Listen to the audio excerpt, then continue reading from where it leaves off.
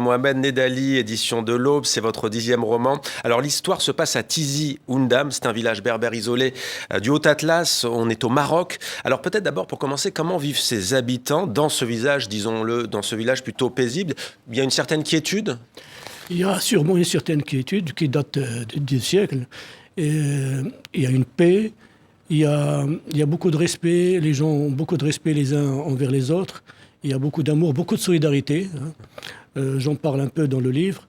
Ce n'est pas la Thébaïde, ce n'est pas le paradis, mais c'est un bonheur à l'état primitif que seuls ceux qui sont partis en ville savent qu'il existe, parce qu'ils ne se rendent pas compte tant qu'ils vivent ce bonheur chez eux, dans leur patelin, au fin fond de Ils idéalisent les grandes villes et ils voient moins cette connexion aussi à la nature que vous racontez bien. On est enraciné. Alors il y a l'arrivée de la modernité, comme partout dans le monde, symbolisée par l'électricité, la télévision, les paraboles. On ne va pas s'en plaindre, mais tout de même, ça bouleverse les traditions et les valeurs de la communauté que vous venez d'évoquer. Alors qu'est-ce que ça va produire comme effet? Notamment, vous prenez l'exemple d'Omar. Omar qui va partir. Il va d'abord à Marrakech, ensuite à Casablanca. Et là, ça va s'avérer très compliqué. Très compliqué parce que, ça c'est l'effet des réseaux sociaux, des nouvelles technologies de l'information. Les jeunes sont tentés par les plaisirs factices de la ville, parce qu'ils reçoivent des vidéos, des images, et puis à la télé aussi. Et ils se disent, je vais me faire une place au soleil en ville, et ils partent. Ce n'est pas évident parce qu'ils se retrouvent dans des bidonvilles sordides.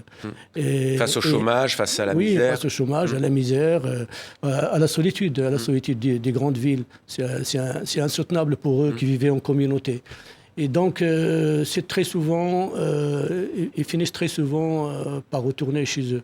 Mais avant cela, ils peuvent être, pour certains, évidemment, c'est une histoire, c'est une fiction. Omar, il va être endoctriné avant de revenir au village. Malheureusement, quelques-uns tombent entre les mains de gens qui vont les endoctriner. Et pour dire les choses clairement, ils vont les islamiser à fond.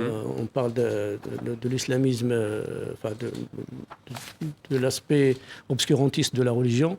Et après, on va leur demander de travailler ou d'intégrer un groupe ou un autre. Et puis surtout de diffuser cette façon de voir les choses, de voir la religion, de la diffuser auprès des leurs une fois de retour au village. Et justement, d'ailleurs, Omar, il s'entend dire, écoute Omar, le lieu de toutes les révolutions en terre d'islam, c'est la mosquée. C'est de là que partent les idées, les grandes et les petites, les meilleures et les pires. C'est de là que tu dois partir remplir ta mission. Alors comment, lui dit-il, en prenant la parole devant les pratiquants, tu saisis l'occasion pour interrompre l'imam et le rappeler à l'ordre, verset et hadith à l'appui. Juste après, tu lui tournes le dos, geste important, très important, et tu t'adresses aux pratiquants, tu leur expliques que l'islam officiel qu'ils suivent n'est pas le bon, qu'ils font fausse route, qu'Allah ne leur pardonnera pas d'avoir dévié du droit chemin. Ça va chambouler le village qui pratique un islam qui n'est pas celui-ci. Ça va encore beaucoup plus loin, puisque ça va finir par scinder par la communauté villageoise, et d'où la naissance d'un deuxième village. C'est habité par ceux qui résistent à cette islamisation orchestrée par Omar, et derrière lui la formation politique de Rabat ou de Salé. Et donc oui, ça va scinder le village, ça va créer la zizanie. Et on va voir à la fin la naissance d'un nouveau village où l'on retrouve tous ceux qui ont résisté Mais effectivement, on ne raconte pas tout parce qu'il va y avoir ensuite les éléments qui vont se déchaîner et ce tremblement de terre.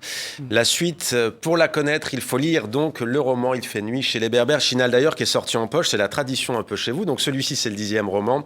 Et puis il y a Le Poète de Safi qui sort en poche, Micros littéraire. Voilà donc pour Le Poète de Safi.